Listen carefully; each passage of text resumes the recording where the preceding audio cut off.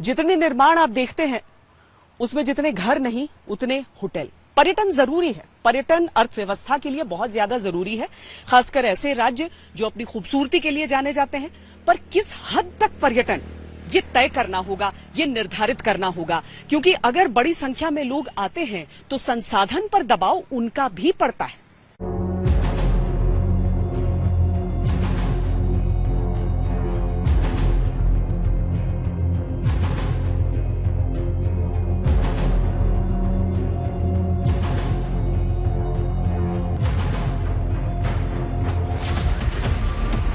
पर्यटन उद्योग आर्थिक लाभ के आंकड़ों को गिनाते हुए इस भारी भीड़ को शुभ बता सकती है, लेकिन सीमित आबादी वाला शहर इसे कैसे झेल पा रहा होगा, ये कौन सोचेगा।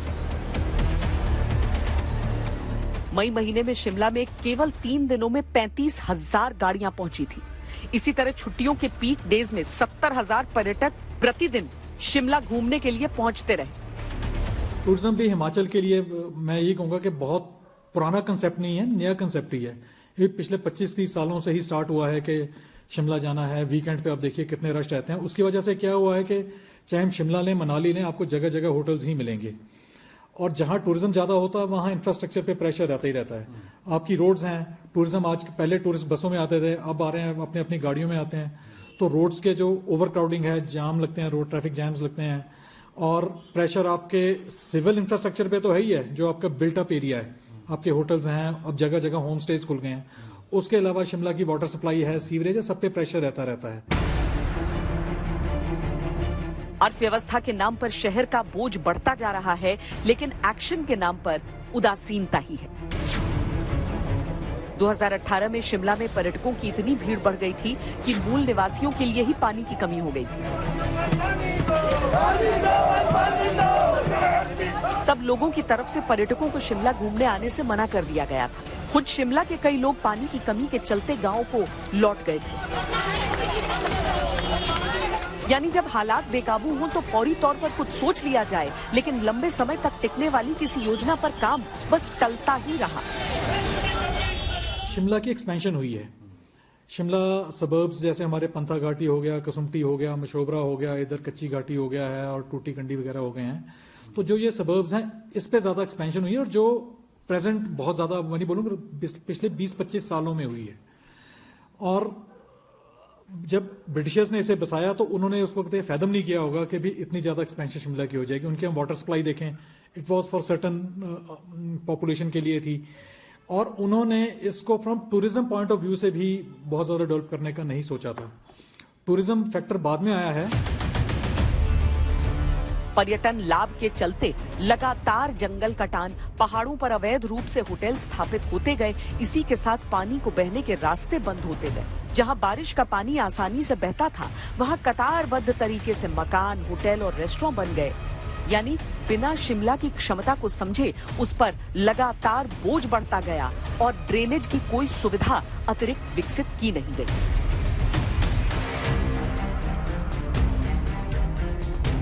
पर्यटन ठीक है, लेकिन अगर इसके चलते सीमित साधनों वाले पहाड़ी शहर महानगरों जैसे बन जाएंगे तो बढ़ते बोझ का खामियाजा तबाही के तौर पर सामने आने का खतरा रहता है। हिमाचल प्रदेश में इस साल जून महीने में पर्यटकों की संख्या 1,06,000 तक पहुंची, जबकि हिमाचल प्रदेश की कुल जनसंख्या ही 68,74,602 है।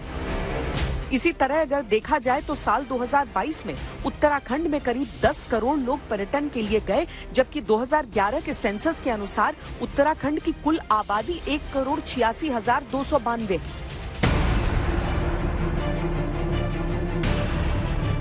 हाल ही में जोशीमठ की स्थिति जब सामने आई थी तो पूरा देश सकते में आ गया। सैकड़ों मकान खाली करने को कहा गया। दरारों ने पूरे जोशीमठ के अस्तित्व पर संकट खड़ा कर दिया है। 2017 में जोशीमठ में करीब 2,40,000 पर्यटक आए। 2018 में पर्यटकों की संख्या लगभग 4,30,000 हो गई। 2019 में 4,90,000, यानी केवल 2 साल के अंदर दोगुनी तादाद, जबकि जोशीमठ की कुल आबादी 16,709 है।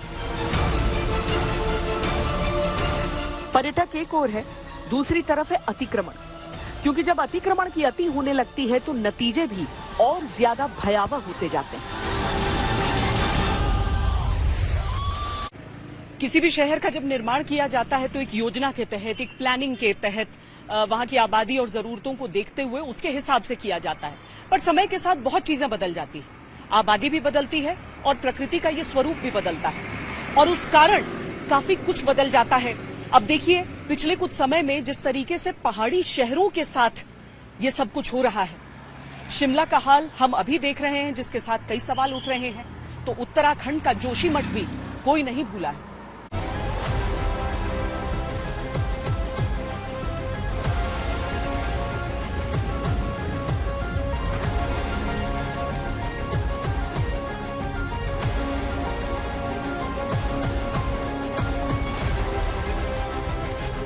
पर्यावरण के दोहन से प्रकृति ने जो चाबुक चलाया, उसकी दरारें लगातार चौड़ी हो रही। जोशीमठ में हालात इतने खराब हुए कि पूरा का पूरा शहर खतरे में आ गया। लेकिन ऐसा क्यों हुआ था? उत्तराखंड जैसे पहाड़ी इलाके में निर्माण की दिक्कतों के बारे में हमने IIT रुड़की के वैज्ञानिकों से बात की थी। उत्तराखंड जैसे राज्य में जब हम डेवलपमेंट को देखते हैं तो क्या चैलेंजेस सामने रहते हैं?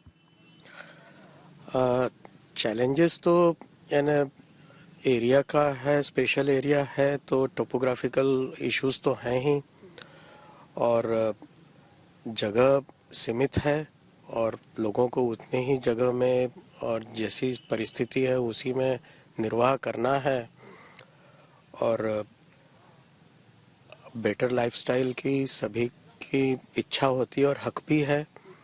तो उसके लिए जो कुछ भी डेवलपमेंट करना चाहिए वो होना चाहिए और संभव भी है करना, लेकिन अगर शॉर्टकट लेने लगे इसमें तब दिक्कत है। भूस्खलन के मलबे पर बसे जोशीमठ का ज्यादातर हिस्सा ढलानों पर। ढलानों की मिट्टी की ऊपरी परत कमजोर है, साथ ही इसके ऊपर वजन बहुत ज्यादा, जिसकी वजह से ये खिसक रही है। सही सीवेज सिस्टम न होने की वजह से मिट्टी अंदर से खोखली भी हो गई।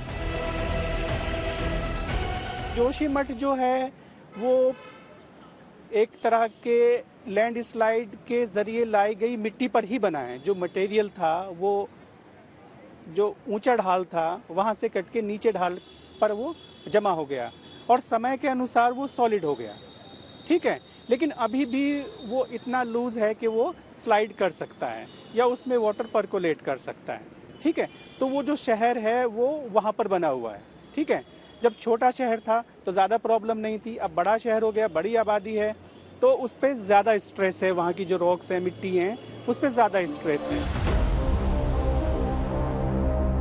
उत्तराखंड का पूरा राज्य भूकंप के जोन 4 और 5 में आता है।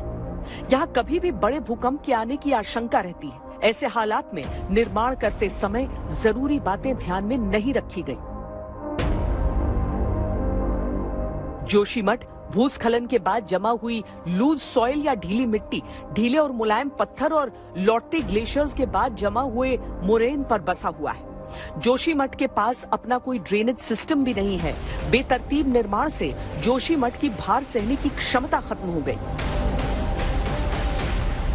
वाटर रिलेटेड इशू मैं आपको एक बड़ा बता रहा हूँ, जो कि टेक्निकली कहलाता है लिक्विफेक्शन।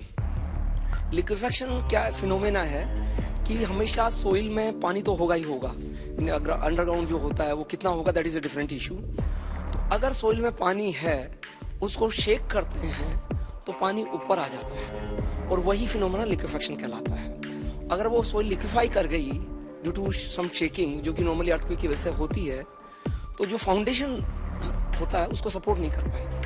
वो हम आपको दिखाने जा रहे हैं। ये टैंक के अंदर सोइल भरा हुआ है, अभी आप टच करके देंगे तो उसमें पानी नहीं है।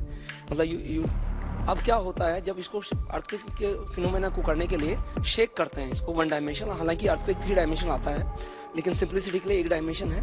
इसमें हम उसकी फ्रीक्वेंसी क्या है वो कंट्रोल कर सकते हैं, एम्पलीट्यूड क्या है। अभी 2 हर्ट्ज फ्रीक्वेंसी है, 0.3G एम्पलीट्यूड सेट किया हुआ है। अभी आप देखेंगे कि हम जब इसको शेक करते हैं तो लिक्विफेक्शन हो जाता है। अगर ये तो अभी प्लेन ग्राउंड है, इसमें हम कोई स्ट्रक्चर रखें, बिल्डिंग रखेंगे, तो वो अगर बिल्डिंग पहले स्टैंड कर रही है, लिक्विफाई कर रही है, तो टिल्ट कर जाएगा या सिंक कर जाएगा।